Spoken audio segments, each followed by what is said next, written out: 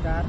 अहिले म पारिजातको वृक्षको छेउमा आइपुगेको छु। पारिजातको उत्पत्तिका बारेमा अब यहाँ सबैलाई जानकारी नै हुनुपर्छ। समुद्र मन्थनको क्रममा चाहिँ पारिजात भन्ने वृक्ष उत्पन्न भएको थियो र उक्त वृक्षलाई चाहिँ स्वर्गका राजा इन्द्रले आफ्नो बगैँचामा लगेर रोप्नु भएको थियो, सजाउनु भएको थियो। र पारिजात फुलिसके पछाडि यसको सुगन्धले चाहिँ द्वापर युगमा पृथ्वीभरि द्वापर युगमा चाहिँ यसको सुगन्ध फैलिएको कारण श्रीकृष्णकी जीवन सङ्गिनी सुगन्धसँग मोहित भएर श्रीकृष्णलाई चाहिँ पारिजात आफ्नो बगैँचामा ल्याएर रोप्नका लागि अनुरोध गर्नुभयो।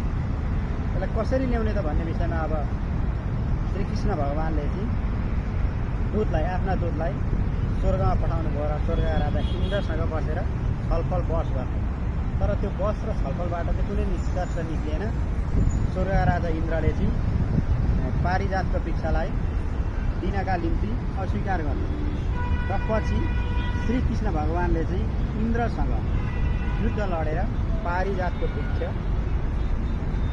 द्वापर युगमा आफ्नो बगैँचामा ल्याएर रोपेको थियो। किम्वदन्ती चलिआएको छ।